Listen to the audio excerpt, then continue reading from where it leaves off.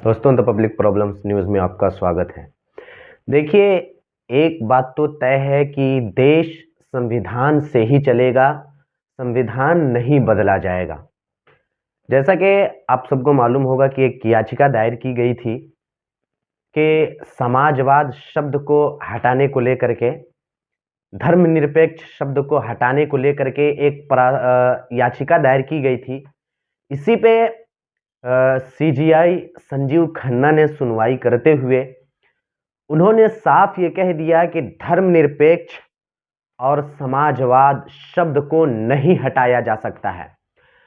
आपको मालूम होगा कि जिस तरीके से अभी हमारा मुल्क एक धर्म की आग में जिस तरीके से जलता जा रहा है, जिस तरीके से हमारा मुल्क एक धर्मनिरपेक्ष होते हुए भी बार बार किसी न किसी धर्म के लोग सामने आकर के कभी हिंसा भड़का देते हैं, तो कभी कुछ तो कभी कुछ हो जाता है।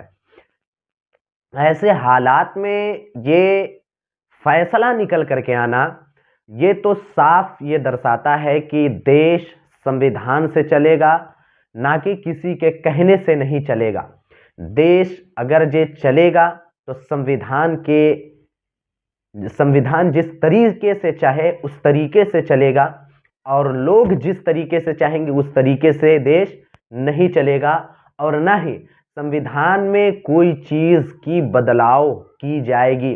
जो बाबा साहब अंबेडकर ने जो संविधान लिखा है वो हमारा धर्मनिरपेक्ष और इन तमाम चीजों पे ही लिखा है। हमारा मुल्क एक सेकुलर मुल्क है, मुल्क हिंदुस्तान ये एक सेकुलर मुल्क है, और यहाँ पे किसी एक धर्म वालों का ये दावा करना कि नहीं ये हिंदू राष्ट्र है या ये मुस्लिम राष्ट्र है या ये वो है, ये ऐसा नहीं हो सकता है। ये एक धर्मनिरपेक्ष मुल्क है, और इसी को अपने आप में इसी को समझाते हुए संजीव खन्ना ने ये साफ साफ ये ऐलान कर दिया कि ये नहीं हो सकता है। ये मुल्क धर्मनिरपेक्ष मुल्क था, है और हमेशा धर्मनिरपेक्ष ही रहेगा, और ये हिंदुस्तान ये तमाम लोगों का मुल्क है, ये किसी एक का मुल्क नहीं है। उन्होंने क्या कहा मैं बताता हूं आपको। सुप्रीम कोर्ट ने संविधान दिवस से पहले सोमवार को अहम फैसला सुनाते हुए संविधान की प्रस्तावना से समाजवादी और धर्मनिरपेक्ष शब्द हटाने की मांग वाली याचिकाएं खारिज कर दी।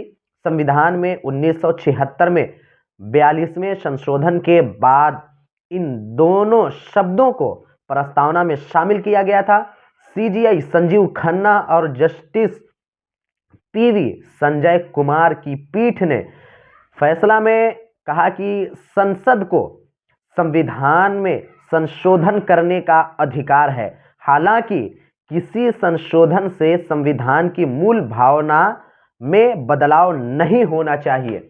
उन्होंने साफ कहा कि संविधान की किसी भी चीज में बदलाव नहीं किया जा सकता। ये इसलिए कि जिस तरीके से हमारा मुल्क हर आए दिन किसी न किसी का शिकार होता है, और उसके बाद फिर वहाँ के लोग मारे जाते हैं, वहाँ के गरीब लोग मारे जाते हैं, और उसके बाद जो होता है वो उस पर राजनीतिक वो आप समझते हैं। अभी एक और हम चीज पे गुफ्तगू करेंगे कि जो कि संभल की जामा मस्जिद, जब संभल की जामा मस्जिद में जिस तरीके से अभी उस मस्जिद विवाद को लेकर के जिस तरीके से वहां घटना हुई, वहां से अभी जो वीडियो निकल करके सामने आ रही है, वहां की पुलिस, स्थानीय पुलिस ये बता रही है कि वहां पे अभी मामला शांत है, और उम्मीद भी यही लगाई जा रही है कि मामला जल्द से जल्द शांत हो, और वहां जो 5 नौजवानों की जो मौत हुई है उन पे वो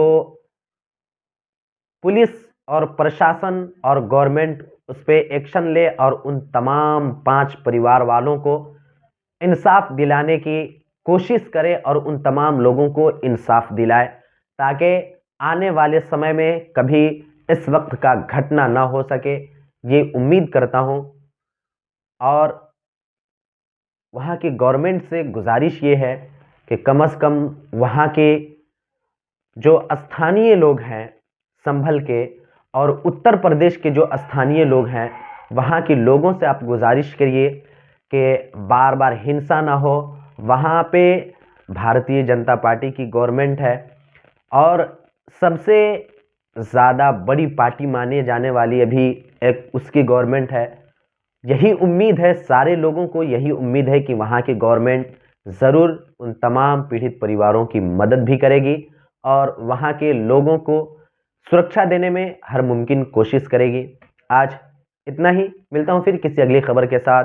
देखते रहिए the public problems news. Video अगर पसंद आए लाइक कीजिए, शेयर कीजिए, सब्सक्राइब कीजिए। तब तक के लिए धन्यवाद।